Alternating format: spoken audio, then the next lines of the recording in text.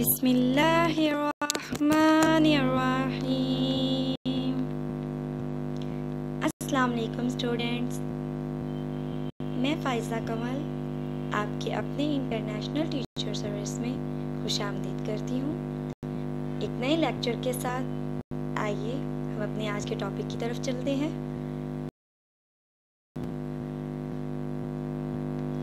ہمارا آج کا ٹاپک ہے اردو شاعری۔ اردو شاعری میں نظم، نثر اور غزل میں بنیادی فرق کیا ہے؟ بعض طالبات کو نظم، نثر اور غزل میں بنیادی فرق واضح محسوس نہیں ہوتا، اسی لیے وہ بعض اوقات اس میں غلطی کر جاتی ہیں۔ اس لیے آج میں ان کے مین پوائنٹس کو کلیئر کرواؤں گی تاکہ آپ بآسانی سمجھ سکیں۔ چلیے ہم اپنے ٹاپک کی طرف چلتے ہیں۔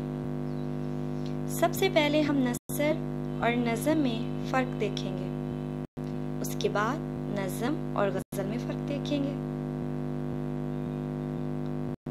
نثر نثر عربی زبان کا لفظ ہے، اس کا مطلب ہے بکھری ہوئی چیز یا بکھیرنا، یعنی کہ جو چیز وافر مقدار میں بکھیر دی جائے وہ نثر کہلائے گی۔ نثر ایسی تحریر کو کہتے ہیں جو ترتیب سے نہ ہو بلکہ عام گفتگو کو تحریر کر لیا جائے، یعنی ہم عام بول چال سے اپنی بات چیت کے طریقے کو بھی نثر میں بیان کر سکتے ہیں۔ اسی طرح عام گفتگو کو تحریر کر لیا جائے نثر کہلاتا ہے۔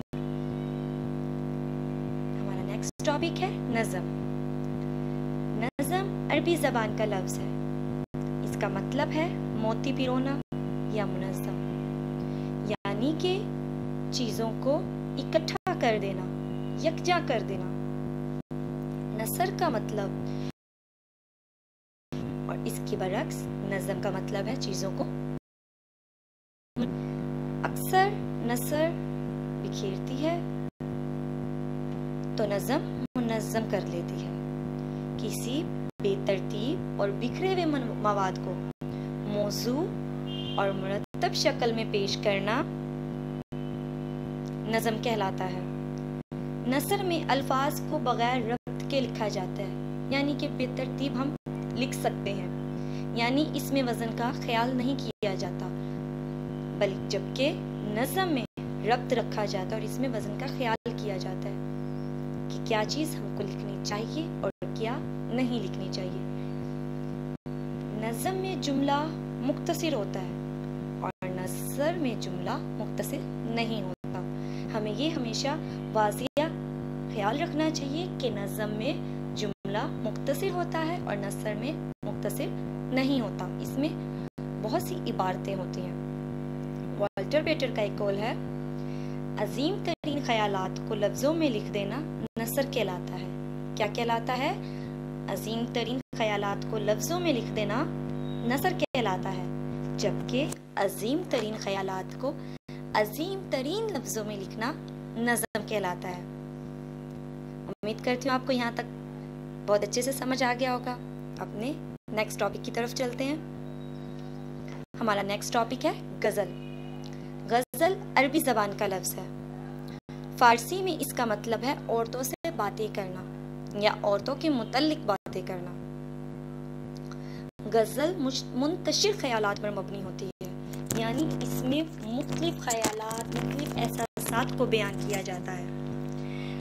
اس کی انفرادیت کیا ہے، اس کا مطلب کیا ہے، اس کی خصوصیت کیا ہے؟ غزل کا ہر ایک شعر ایک الگ مضمون ہوتا ہے، جبکہ نظم پوری کی پوری ایک مضمون پر مبنی ہوتی ہے۔ اس میں تسلسل پایا جاتا ہے، اس کے ہر شعر میں ایک ہی عنوان۔ نظم پورے کے پورا ایک ہی عنوان پر مبنی ہوتی ہے۔ نظم کا عنوان ہوتا ہے جبکہ غزل کا کوئی عنوان نہیں ہوتا، اس میں ہر شعر کا الگ عنوان ہوگا۔ غزل کے ہر شعر کے مختلف عنوان ہوتے ہیں۔ غزل کی کم از کم 5 اشعار ہوتے ہیں جن پر وہ مشتمل ہوتی ہے۔ ان کی تعداد ہم زیادہ بھی کر سکتے ہیں، لیکن شرط یہ ہے کہ اس کی تعداد طاق ہونی چاہیے۔ غزل کا ایک شعر کسی دوسرے شعر پر مبنی نہیں ہوتا، یعنی ایک شعر کسی دوسرے اشعار کا محتاج نہیں ہوتا، جبکہ نظم کا ہر شعر دوسرے اشعار کا محتاج ہوتا ہے۔ اس لیے غزل کا ہر شعر اپنے اندر ایک وسیع مضمون لیے ہوتا ہے، یعنی ہر شعر کا ایک نظم کی مانند ہوتا ہے۔